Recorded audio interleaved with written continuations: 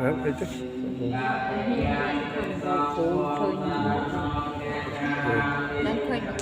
cho được khỏi khơi đã bằng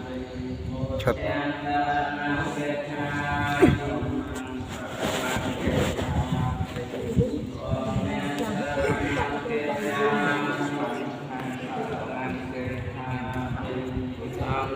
nó đây ô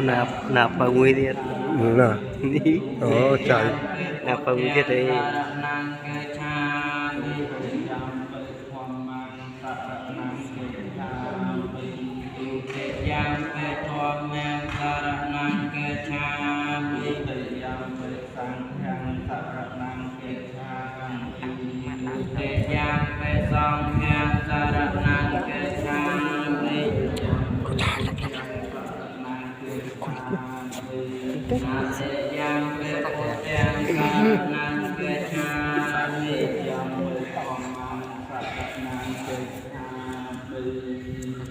Tệ giam về thua men